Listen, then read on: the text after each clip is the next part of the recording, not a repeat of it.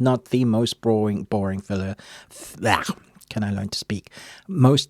Hi and welcome back to the Ruby Tuesday. My name is Ruben and this is my review for Prime Video's new movie, Holland. A woman's picture-perfect life in quaint Holland, Michigan crumbles when she and her friend uncover a twisted secret in their midst. Directed by Nic Cage and written by Andrew Soldrowski, starring Nicole Kidman, Gail Garcia Bernal, and Matthew Macfadyen. When it comes to any film with Nicole Kidman, that normally means that you've got gold, and normally means that I will clock in because she is a powerhouse of a performer. If you get her doing something really meaty, dramatic.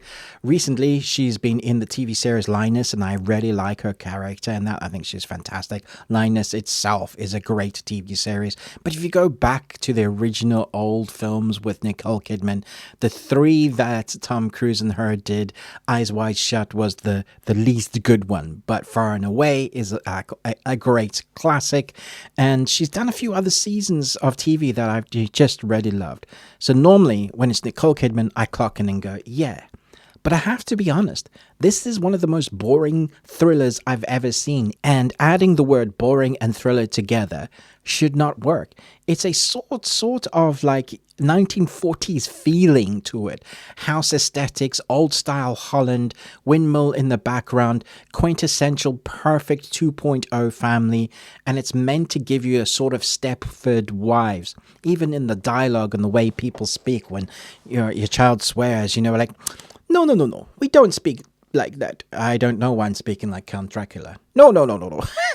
That's not how they talk at all.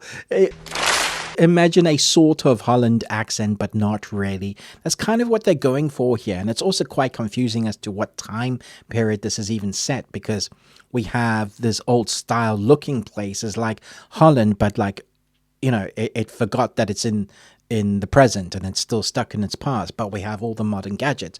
So there's a bit of like aesthetic jarringness that goes on, and that I guess could help to further the feeling of uneasiness that something is not quite right here. The problem is it takes an hour to develop a story that by the time we get to the thriller parts, you couldn't give a fuck. And I don't often come down this harshly on a film. I don't often swear in my reviews, but I was like, I want my time back. I was so bored that by the time it finished, I switched off immediately, didn't bother with the credits. And that's unusual for me because I like to watch the credits, see who was involved making this. It just pissed me off because we have great actors. We have cinematography that's actually pretty decent.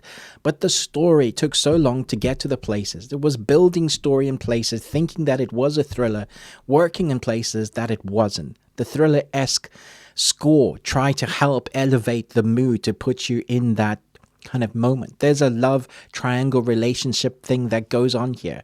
Where there are creepy dream sequences, those are the only times that this ever has any real atmosphere. Did I see the end coming? 100%. Would I watch it again ever? Probably not. Unless I'm dissecting a film as to learn from what not to do and what I could have done better. Now, could I have done better than this? Probably not. I'm not a filmmaker.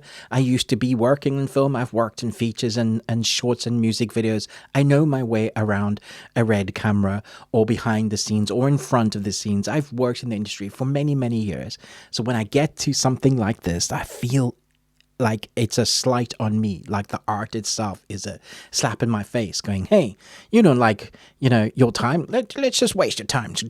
So I'm going to give this 1.5 Nicolas Cages out of 5. You got one.